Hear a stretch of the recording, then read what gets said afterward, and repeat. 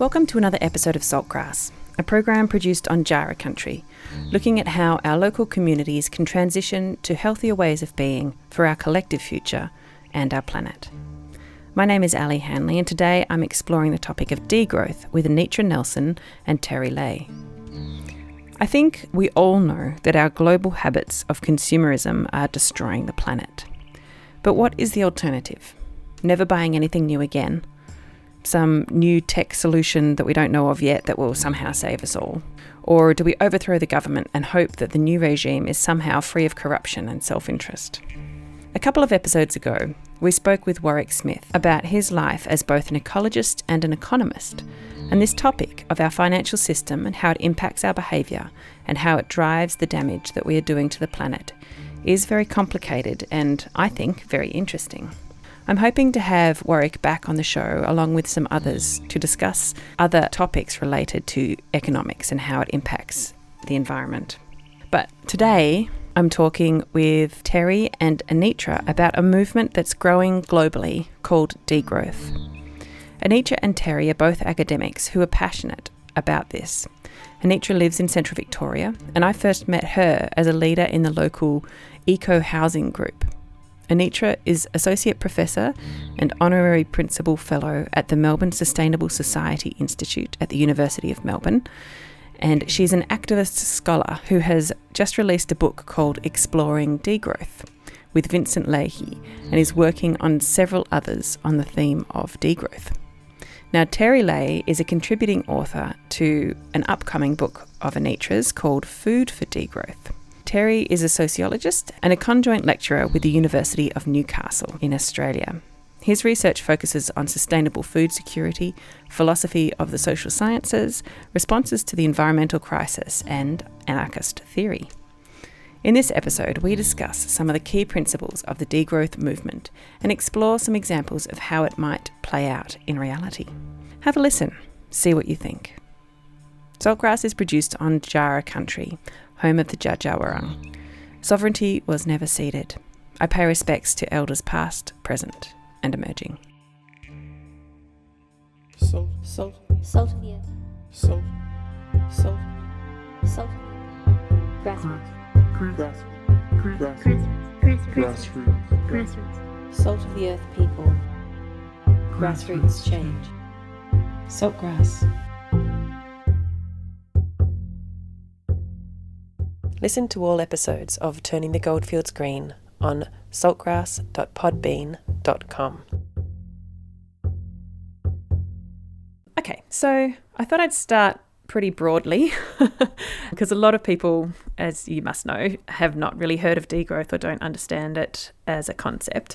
I thought I'd start with the word itself. I can only imagine that it could make some people nervous because people would assume that we have to have economic growth to thrive because that's all our politicians talk about. And degrowth kind of sounds like a dreaded recession or even something like the Great Depression. What do you guys say when people express concern about degrowth in that sort of context? Should I throw it to one of you in particular? Maybe start with Anitra. Yes, degrowth as a word is really a provocation. And in fact, it gets at the very heart of that belief that we have to have growth in order to have security. And so degrowth, in actual fact, is not at one end of the spectrum to growth, and growth being good and everyone having everything, and degrowth, people having nothing, but rather degrowth is quality as growth is to quantity. So it's something quite different from growth. So growth is all about having more and more and more, whereas degrowth is actually focusing on quality of life. Is that what you're saying? Growth economies are usually highly inequitable. And we don't just have people with lots of money. We also have people who are really, really poor and homeless. And degrowth is on quality of life and it's on everyone's basic needs being met. But because it also respects the Earth's limits, then it's about everyone just having what's sufficient for them, but having quality of life. over and above that, rather than wasting the Earth's resources. Yeah. So, Anitra, you have said in the past, I see degrowth as a critical principle for achieving environmental sustainability. Maybe we should talk about the basic principles of degrowth, but I kind of would like to get to why it's a sustainability issue as well. So do you want to talk to sustainability first, perhaps? Degrowth can be conceived mainly in terms of a degrowth in resource use and environmental damage and impact. That's the key idea, whereas when we normally talk about growth in economic terms, we're talking about GDP or gross domestic product growth. And what I'd say about the second, about gross domestic product growth, is that we know that, in fact, when we have increases in GDP, we also have increases in environmental impact. That's just an experiential fact, an empirical fact of the present period. And so, in a sense, degrowth is generally believed that within the context of a capitalist economy, you will end up by having a less GDP if you have degrowth and environmental impact. But what we'd say about that is that there are many ways to deal with that situation which don't result in unemployment and scarcity in a sense of loss. And that what we have at the moment is we can have an increase in GDP and yet we can still have more unemployment. Depending upon GDP is just about the total value of money. So you can increase that total value of money and it can all go to the rich. There's all sorts of options. Whereas we could decrease that value of money and most people might be much better off. They might have regular and secure employment, secure housing, a nice life, and yet we'd have less GDP. The way it's normally constituted is in the framework of a normal market capitalist economy and how that operates. That's how why people worry about the GDP growth. But we don't envisage that kind of capitalist market economy of the kind we've got now continuing. We would like to see something else.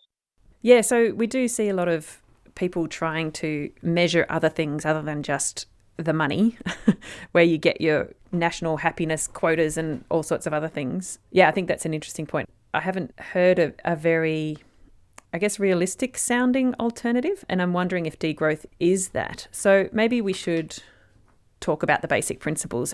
I know that one of the principles is frugal abundance, which I think touches on that point of what people fear is lack and absence of the stuff that they're used to having and the usual signifiers of success, which is, a comfortable home and being able to go on holiday and all of those sort of things.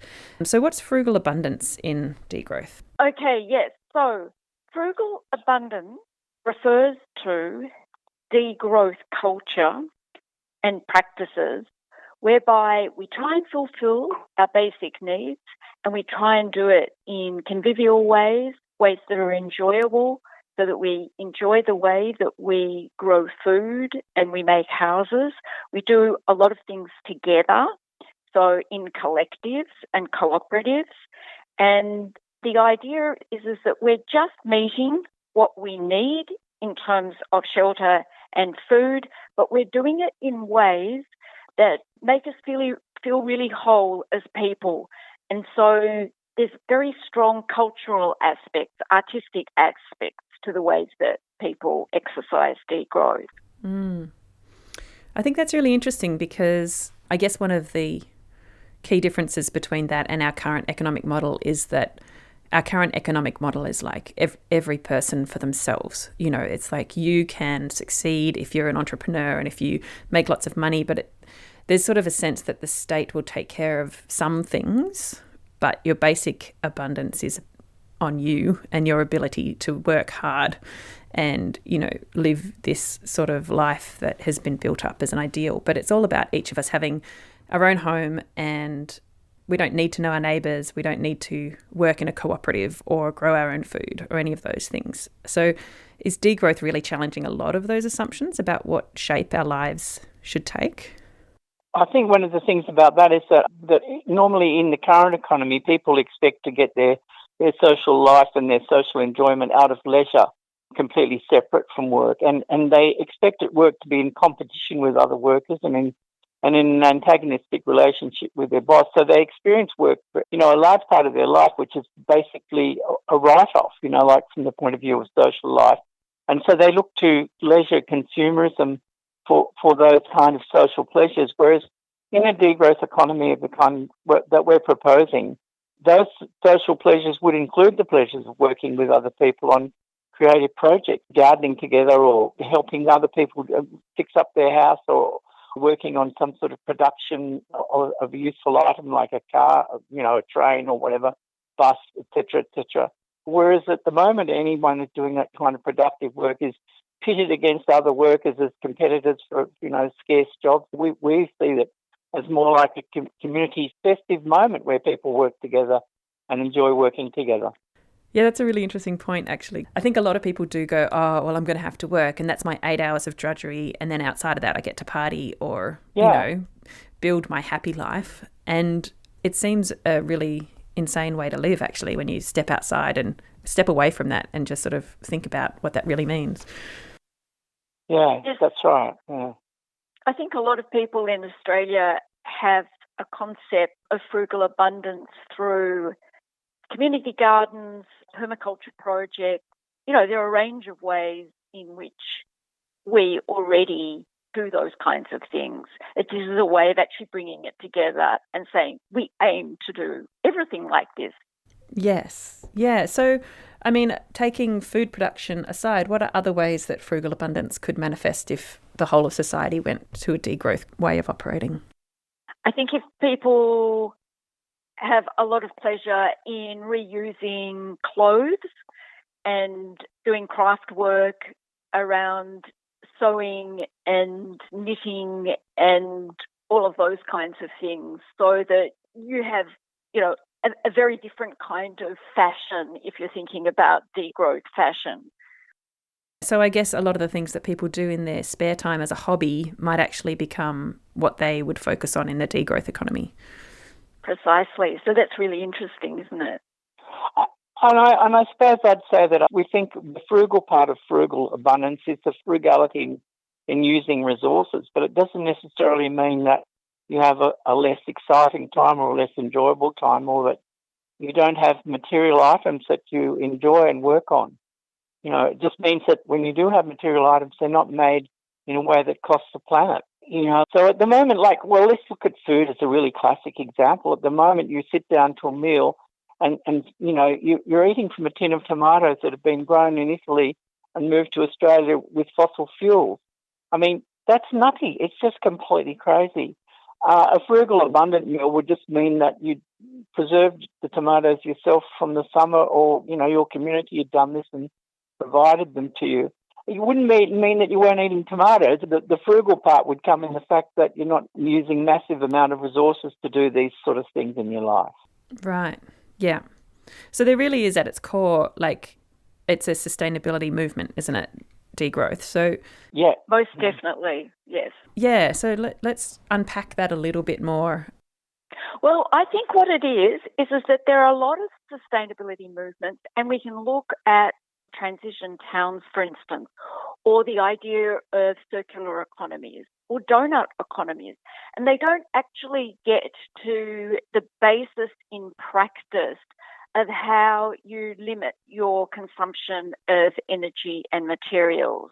So degrowth is this kind of very strong principle that you could match with the sustainability movement, but it has a very precise meaning, and it really focuses your attention on respecting the limits of the earth, but at the same time, not just decreasing material and energy use, but also decreasing inequalities and seeing that all of that has to all link up together in order to make a system that actually really works in practice. Yeah, absolutely. Oh, I just had another thought about the can of tomatoes. Oh, yeah. The other thing about the can of tomatoes is that you've worked half an hour in a job that maybe you hate. Being ordered around by a boss is totally stupid in order to buy a can of tomatoes. And now the abundance of the degrowth economy comes in the fact that you're having the same meal of tomatoes, but the process of creating that meal has been an enjoyable process. Either you're growing the tomatoes yourself or they've been given to you by a friend and you're getting together with other people that you know to preserve the tomatoes and so on. In some ways, the abundance comes in the way things are being produced convivially and in enjoyable ways rather than being involved in a job which is really taking your life away from you. Yeah, great.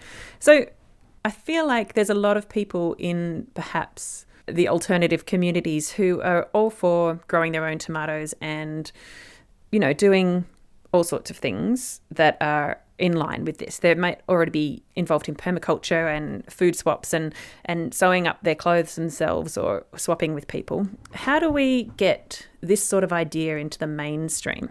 Can we convince people who are really fixated on having speedboats and really fancy houses and sending their kids to private school? How do we convince people with really different values to take on these values? I think there are a couple of things that degrowth is really concentrated on in those areas. And we talk about quite a lot in exploring degrowth. And one of them is to be highly aware of the extent to which advertising really promotes people's consumption. And in fact, it's a degrowth principle to try and ban advertising. So that's one way of trying to make people more aware of what's really happening in their lives. And another is that degrowth protesters against big infrastructure and cars, but have been part of all of those movements of, in fact, sort of the whole bike culture is another sort of example of degrowth. The cycling and culture. And it's very interesting the extent to which cycling has actually become, really fashionable. So, and I suppose you would need to have a reflection on that and notice that you don't want to actually have this whole bike culture where people are creating bikes. Like, I do have friends who've got bikes that are as expensive as cars and have special costumes that they wear to go out biking and all of that kind of thing. So it's being aware that we actually, and this is where we get back to the growth economy. One of the key problems for all sustainability movements working within capitalism is that it tends to be somehow either co-opted by or even people involved in the sustainability movements, for instance, in permaculture, you decide, look, I'll provide permaculture goods and services, and then you become part of a growth economy. And you might be doing things in a better way in terms of not using chemicals and things like that. But we need to be reflecting and always remembering that the earth has limits, and this is one of the big barriers to sustainability at the moment. So degrowth doesn't get rid of money altogether, though, does it? Or does it? No, that's a controversial issue. Look, can I just, before we go on to that, can I just make a comment on what you asked before, which is, how do you get other people into it? First of all, I think that the sort of things that we're doing now, we're picking the low-hanging fruit. These are the things that people can now do that are easy to do in the current situation, like repairing your own clothes, growing your own tomatoes and so on. And what we're not looking at is like how to produce steel in a degrowth way, how to produce trains in a degrowth way, these sort of more complicated. How to run a hospital and... Yeah, how to run a hospital that require a lot more social cooperation. And in a sense, I think we have to acknowledge that and say, yes, we really need to take over the whole society, and what we're offering is a change to the whole social organisation. And these little experiments are what we're doing now that can work and start moving in that direction, but we don't regard them as the whole solution. The second thing I'd say is that consumerism comes out of alienated labour. In other words, when people have jobs that are really awful and terrible, they compensate themselves, and they're encouraged to compensate themselves by buying stuff. And in a sense, you have to overturn that connection by attacking alienated labour and by replacing it with some other kind of alternative and offering that as a different framework for living. This has to be a whole social change. Now, how to get people involved in that?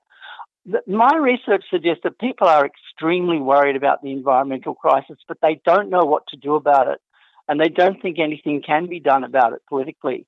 And I think what we in the environmentalist movement and degrowth is offering an alternative which we can say to people, well, actually, without degrowth and yet less resource use, we can't actually deal with these problems.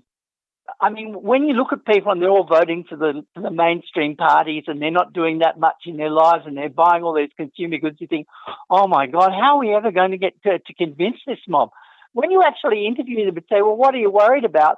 Like climate change, like environmental disaster, like huge pandemics, like, in other words, there's a vast amount of worries. And the thing about what we want to do is we want to say, okay, so this is the solution. You know, we're going to suggest this solution to you as an alternative. So that's what we're promoting. In terms of how to do this, well, we're doing it every way we can through putting blog posts and webs and writing books and door knocking and working through various political groups and parties and, you know, like being involved in community activism of any kind that's actually going now. And that's what you can do. That's all you can do. But also, I think it's really obvious at the moment, when we've had the pandemic, that capitalism has some really great weaknesses. And one of those weaknesses is that any hiatus, any break in capitalism immediately means that the economy goes into a downward spiral and everyone has to pay. We've made this economy, and in a degrowth economy, we would be much more focused on just producing things for people's use. And this is where we're getting away from the money side of it, because it's very much the monetary way that capitalism works that means that we have all of the insecurities and we have the weakness of a perpetual and constant shadow of depression or recession. If we're actually creating things in our local area, we call it open relocalisation in degrowth, then we know exactly where the things are. If there is some seasonal problem, we work ahead and make sure that there's always a little bit more than we really need and require.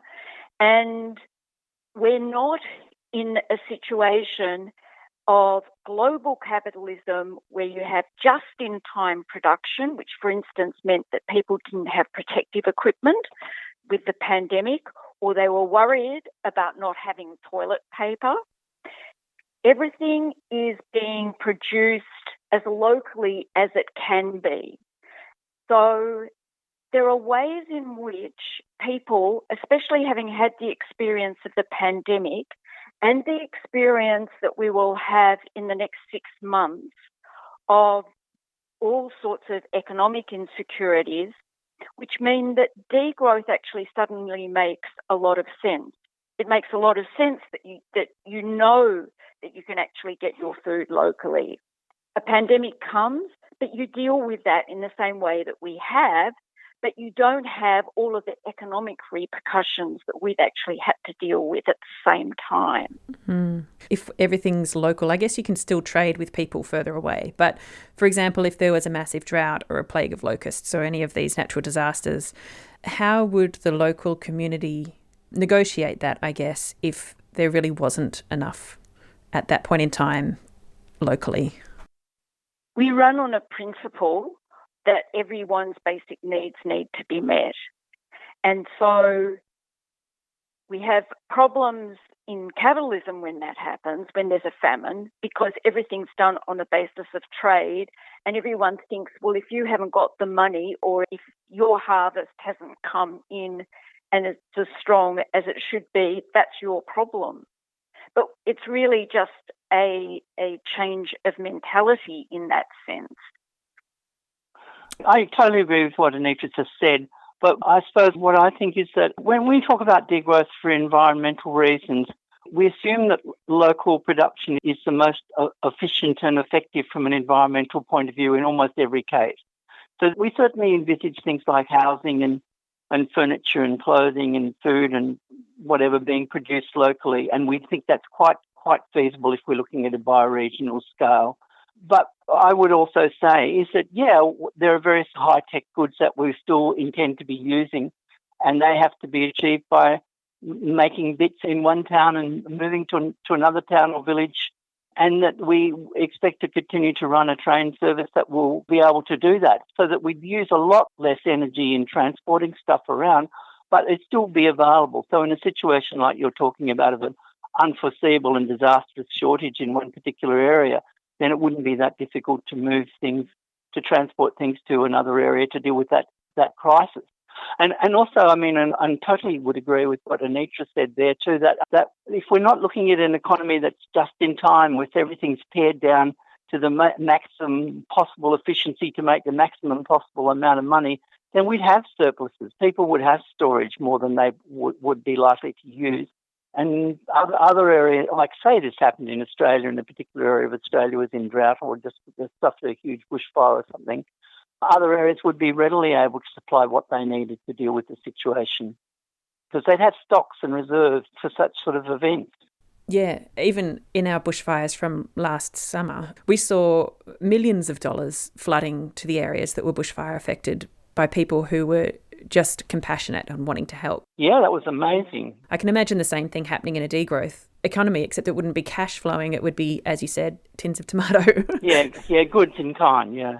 Yeah, I think people can be a lot more generous in the context of having an economy in which you don't have to have all these very rigid accounts that this is my income and that's all I've got to spend, and if I want a house I'm going to need to save it and I need to put something aside for my mortgage and this, that and the other. So how does degrowth account for people who perhaps can't contribute or take part in the various frugal abundances that are happening? It's a very caring economy. There's a whole area of care studies, for instance, that's developed, but a lot of care practices have become people have become much more aware of caring as a really, really important aspect of the way of looking at our productive activities. So people with physical disabilities or mental health problems or any reason that they may not be able to contribute would still be cared for? Well, yeah, I would argue that they would be cared for better. I think that a lot of people living in the economic bounds where, as I say, you need to work in order to get your own income so that you've got your little sum of money and that's what you spend in order to get your basic needs. If we're caring for everyone in the way that a lot of households are used to, mothers and fathers helping their children, and the children helping elderly people, or the elderly people looking after the younger people, with more relaxed about the whole way that we do things together, we're also seeing that no one is really completely handicapped. No one is without, except perhaps when they're close to death, without the capacity to contribute in a variety of ways. What I would say about that and add to that is that in a degrowth economy, you'd have a situation where there was much less time being spent in productive work because you're using less material goods and resources. So consequently, people would generally have a much less hurried existence than they do now. And there'd be more time to do that sort of thing. And also I'd say that this relates to your earlier question about money. I mean, I think degrowth is maybe a bit divided on the question of money, but one way to look at degrowth is in the context of a community economy where things are owned in common and there's no money, and in which case it would be very simple to deal with situations like that just by providing for people's needs. That would be how the whole economy worked. Since people who had some disability wouldn't be a special case, like an old person or a child or one. That, as Anitra said, it'd be just like in a family. This is not even taken as an issue. Mm. So we've covered frugal abundance and conviviality and open relocalisation. Was there another concept at the core of degrowth? Autonomy. Oh, yeah. Political autonomy, is quite a strong principle of degrowth. So instead of having our hierarchical politicking, and that is having political parties and unions and nations, we would be working much more towards having a lot of consensual decision-making at a grassroots level, and then building up networks between those different organisations. So you've got communities that are all linked by a mountain range or a body of water, whether that be a lake or an ocean. So there would be people who would be working collaboratively from different communities on that, but we wouldn't see the centralisation of power that we see in current nation states and internationally.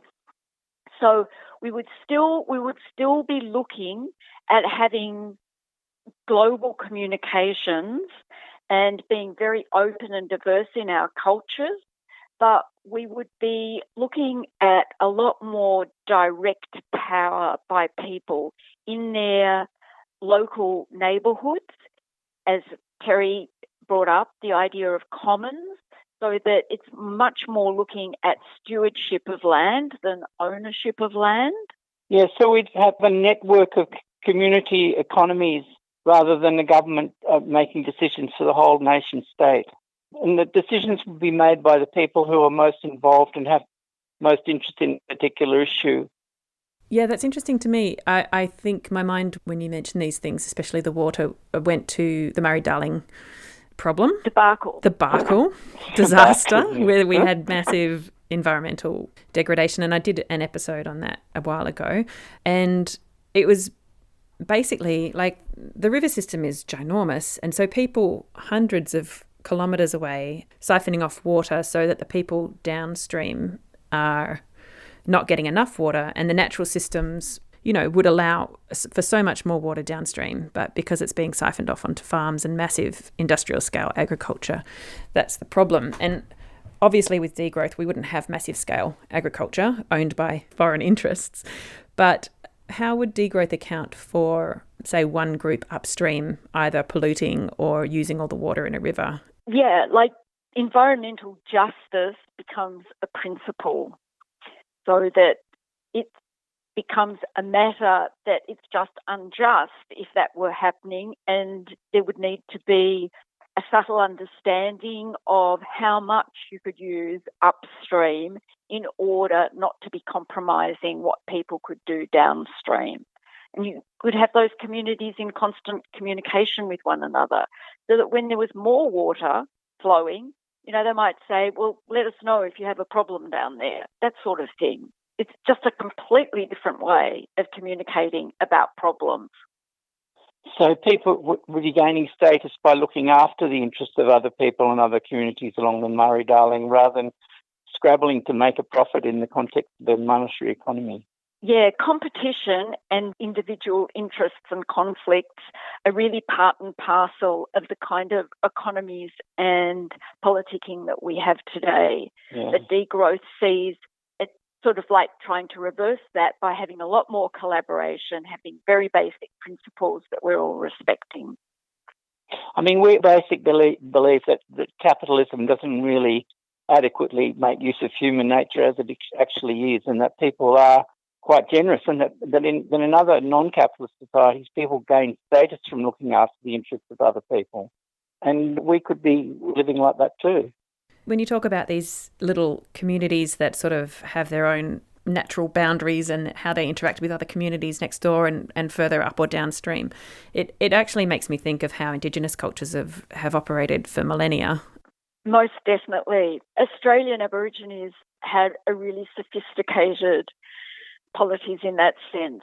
And it's very interesting because although you had around 600 different groups all patchworked and jigsawed across Australia, they had very porous boundaries, so that where you had moths, for instance, in caves in one particular season, you would have an arrangement between different tribes coming from different neighbouring lands who would come into that land during that period and make use of that resource. And that's what we would see happening in degrowth.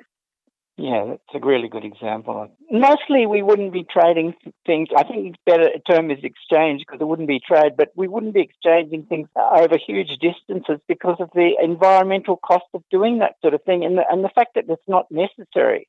On the other hand, some things people would maybe want to move around and go on holidays and go somewhere else, and maybe, we'd be exchanging some things that were important and coming from other parts of the world, but we'd do that in ways that didn't have an impact on resources. So that could be done via sailing ships, or, there'd be solar-powered trains or something, and we'd be using these, not a huge amount, but we could certainly use these some of the time. And also we'd envisage, like Anitra said before, we'd envisage a continuation of electronic communication, and we'd be aiming to make that sustainable, which is in the moment. Yeah, so that's a whole other topic, isn't it? How to make our tech world sustainable. Yeah. And what role does government play, do you see, in a degrowth society? I think we were working towards a different kind of government. And so that means that it's quite interesting that there's a person called Craig Walters who's standing for local council in Darebin in Melbourne on a degrowth platform, Vote for Degrowth. And his website is really fascinating because in many ways it's a spoof, and it's the sort of like showing that if we were to follow degrowth policies, he actually says, well, there's not going to be much in this for you, because he's actually being very humorous about, again, all the competition that goes into and all the very growth-oriented kind of statements that a lot of people who are going to represent us will make. And so degrowth has a kind of tension with the current kind of government, because there's a way in which we want to be, yes, saying let's ban advertising, let's not build this and that and the other. So these are very political topics, and we can intervene in debates in those kind of ways. And they also sound like things that would need to be regulated. So you'd need some sort of force to enact the regulation and make it happen. Because you can have good intentions as much as you like, but some people will go, oh yeah, well, we'll just do a little bit of advertising. Well, they do that today, outrageously. Yeah, I mean, my perspective on it is like this. I think that in the context of the current capitalist economy that we've got, that anybody who wants to promote social justice or look after the environment has to kind of be involved in having an influence on government. At the same time, like in other words, to do what you just said, regulate something or other. But at the same time, these moves never get off the ground unless there's a huge grassroots movement already putting into practice some of the ideas which they're promoting through that. And so we're concentrating on that grassroots because we think that's where it's at the moment, and that's what needs to happen. But from my point of view, I think degrowth is ambivalent on this.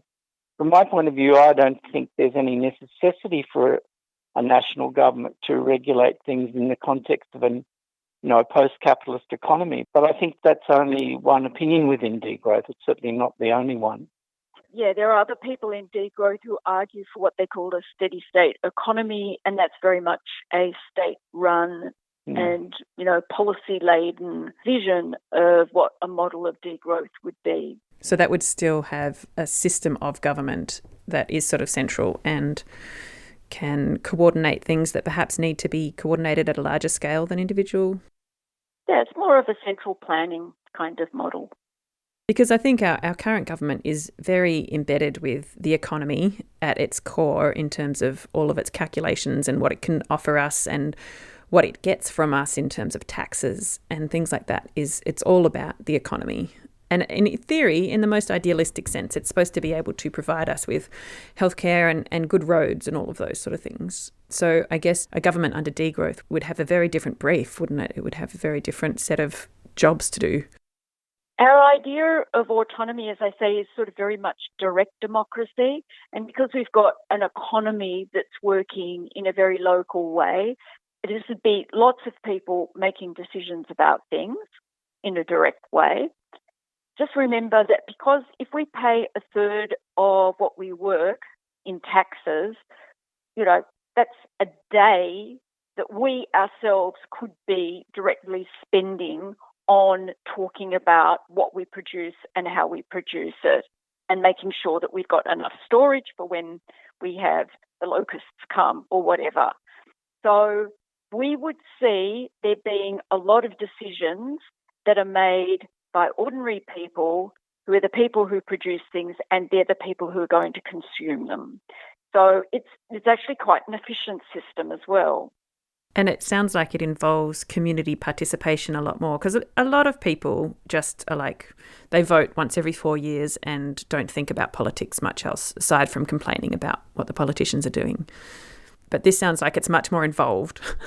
Yes, and a lot of people get very frustrated with that and would really prefer to have a lot more say in what's actually happening, so that at least you can live with a decision. We know that, again, in families, in households, in couples, where you think through a problem and you make a decision together. I mean, it's not a perfect decision that has been made, but hopefully you make decisions that you can live with, you know? And that is a much easier way to live and less frustrating than if you sort of can just vote every 4 years for someone else who's making those kinds of decisions on your behalf.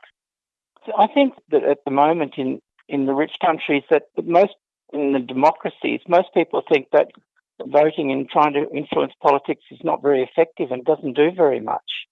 And that's partly because of the reality that big multinational companies and big economic interests decide most things and can impact on you. Like if you annoy them sufficiently, they take their capital overseas and you have a recession and ... I mean, it's very difficult for the mainstream parties to actually do anything in particular. They constantly have to promise that they're going to do stuff, but really they haven't got much room to move. And I mean, and no wonder people are round off with politics and just sort of don't get involved. Whereas in the degrowth economy that we're proposing, most decisions will be made by people gathering together and saying, "Oh, we're going to do this," or deciding how to do it. It wouldn't be an issue left up to government or to anybody else, you know. We have kind of examples of that very much in the area of climate change and working towards zero carbon emissions. It's amazing the extent to which a lot of real movement in those areas is actually happening at a grassroots level. Mm-hmm. And it's happening with people getting together in grassroots ways and discussing things and really moving along. And the argument that all of these things need to be made at an international level and then just snap of the fingers overnight, we'd be zooming towards zero carbon, hasn't worked. For decades, there's been talk around that. But where the real movement has actually happened has been at that grassroots level. This is for a lot of sustainability movements. This has been the case. So this is one of the reasons why the degrowth movement has adopted this approach to politics. How do you talk about things like national security or the idea that another country might wage war? If the whole of Australia, or even just Victoria, for example, decided to adopt degrowth as a strategy, how would a collection of small communities defend themselves? Anitra, do you want to start with that or what? Yeah, I'll say a couple of things. Number one, our approach is a non-violent one, and it would also be demilitarisation. And again, people would not be allowed to, use nuclear energy, that kind of thing. At the same time, you have to be realistic, and we're not all just going to lie down and die because there are people acting violently. So, and that's part of a non-violent defence. But it would be very much structured along non-violent defence principles and approaches that people have developed quite highly. What do you think, Terry? I'm not sure about that. I mean, well, I suppose one answer to that question is to say we really need a global change. Obviously, it might start off with Australia, but I see this as a change in the mode of production, like capitalism came in at the end of the feudal period. It didn't just come in one country. It came in across the globe, it became dominant across the globe. And I see degrowth as being like that. We might start it off in Australia, and yes, it's possible that we might get invaded by the Americans or something like that. But basically, if it was in the zeitgeist and in the way people were thinking about life sufficiently to actually get off the ground in Australia, it wouldn't take long before it spread to the rest of the world. I mean, we have global problems that need to be solved by degrowth, and there really is no other solution. And so I expect that within a sort of reasonably short period, like I'm talking like 50 years or whatever, we would have an international degrowth starting where that sort of thing that you're talking about would be most massively unlikely. So that's my first answer. The second thing I'd say is that I don't see a network of villages connected by internet and trains and so on as being unable to defend themselves. What they do is meet together and arrange an armed response if that was necessary to some sort of invasive force. But, like there's all sorts of options, and I think negotiating some kind of solution might be one. Converting the army of the opposing side to your way of thinking. I mean, there's all sorts of options that obviously from a degrowth point of view we'd be working on rather than the sort of macro option of trying to defeat and obliterate the enemy. Sure. So, yeah. Yeah. Great. Well, Anitra, do you want to talk about the book Exploring Degrowth, which is available now? Very early in 2019, I got together with a few people at Pluto Press and we decided to start on a new book series. And the book series is now called Fireworks. And one of the topics that the other editors thought would be really good to do a book on would be degrowth. So the series itself actually picks out topics that are really contemporary and are, like degrowth, familiar to people, but they don't really understand maybe what it's about. And so I was seconded to go and talk to some people in the degrowth movement about writing a book. And at the end of the day, Vincent Leahy, who's a French and international degrowth movement spokesperson, and I decided to work on something together. And we decided that there wasn't really a book that was on the degrowth movement, degrowth activism. There are quite a lot of degrowth books out that are looking at the arguments for degrowth and maybe models of degrowth and that kind of thing, but we wanted to very much focus on the movement.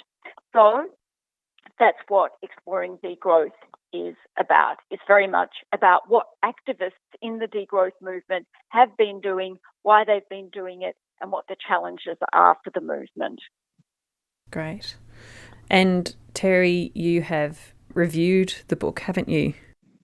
Yeah. So it's a very good, readable, short introduction to degrowth and covers all of the issues that we've been talking about today. It's really good.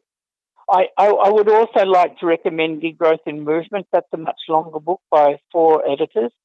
It's called Degrowth in Movements with the S in brackets at the end.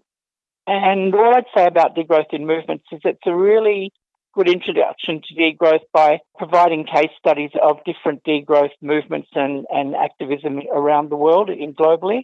And lots of the chapters are written by various social movements which the editors identify as relevant to degrowth, like it might be prisoners' justice or something like that. I mean, which you wouldn't automatically think, degrowth, but actually it may be connected. Yeah. And so that's an excellent book. That's all. And Degrowth in the Suburbs, Kerry. Yeah, and Degrowth in the Suburbs. It's really good because it's Australian, and it's like a companion to David Holmgren's book, Retro Suburbia. It's more of a sort of theoretical introduction to those topics and covers somewhat similar ground, but in much more detail, and it has a whole lot to say about the way the economy is structured now and why it causes environmental problems and how a degrowth economy could solve those problems.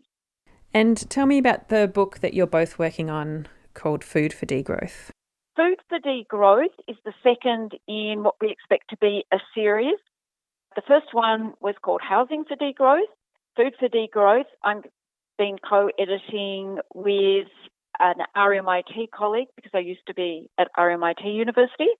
And we have 15 chapters, and Terry has written one of them, and he'll talk about that in a minute.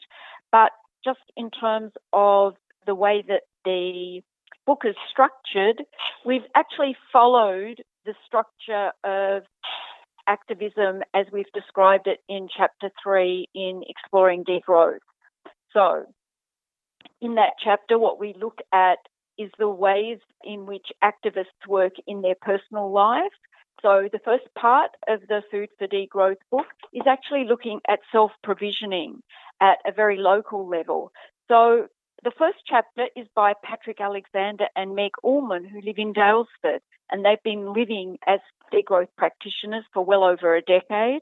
So it's very much grounded in their daily life and daily practice.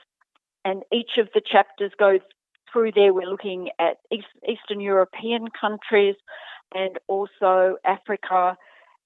And then there's another part which is looking at more collective ways of producing vegetables and fruits and cereals and community-supported agriculture, that kind of thing.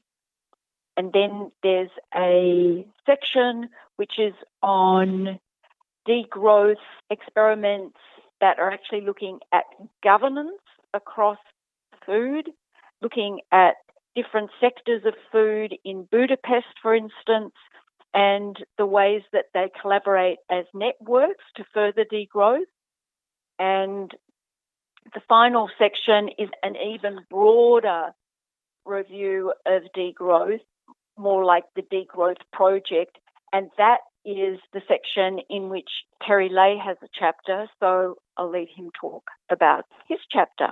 So my chapter's about degrowth and food in Melbourne. I mean, I take Melbourne as a sort of imagined case study of how you would provide food for the people who are living in Melbourne in a degrowth economy. And I look at the options in terms of whether it would be possible to expand food production locally in Melbourne in the suburbs. And I say that that could make a big contribution, but that ultimately it would be difficult to move in, maybe about roughly half of the food using transport that wasn't fossil fueled into a huge, big conurbation of the Melbourne, into the type like Melbourne, and particularly hard for the people living in high-rise and flats and so on.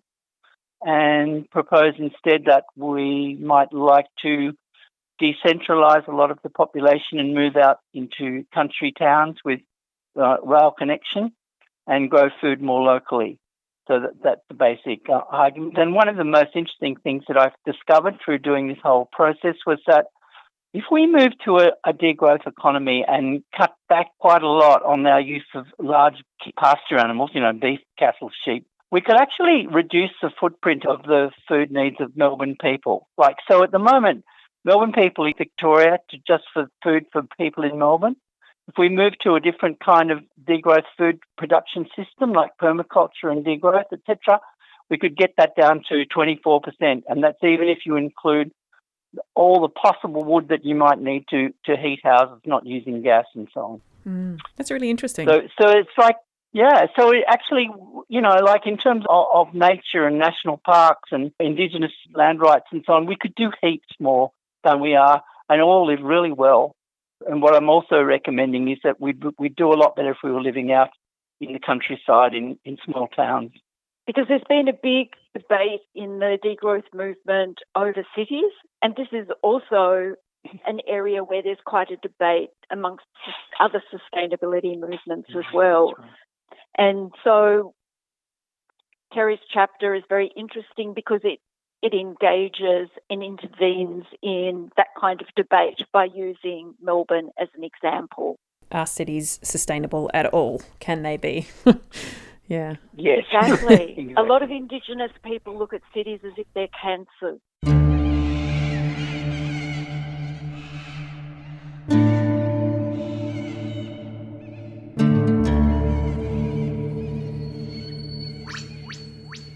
That was Anitra Nelson and Terry Leahy talking about degrowth. Again, this is just one theory that people are exploring as a solution to our currently unsustainable systems. What did you think? Let me know in the comments on Facebook or Instagram. And if not degrowth, then what do you think would work better? Links to both Terry and Anitra's works are in the episode description at saltgrasspodcast.com, as well as other references that they made during the interview to books and websites. This program was made possible with support from the Community Broadcasting Foundation. Find out more at cbf.org.au. And this program was produced in partnership with the Mount Alexander Sustainability Group, MASG, and Main FM. Thanks for listening today. I'll be back in a fortnight with a fresh episode for you. In the meantime, those of you listening on community radio on Main FM or 3MDR, I'll have a repeat for you at this very same time next week. Salt. Salt of the earth. Salt. Salt. Salt. Grassroots. Grassroots. Salt of the earth people. Grassroots change. Saltgrass. Listen to all episodes of Turning the Goldfields Green on saltgrass.podbean.com.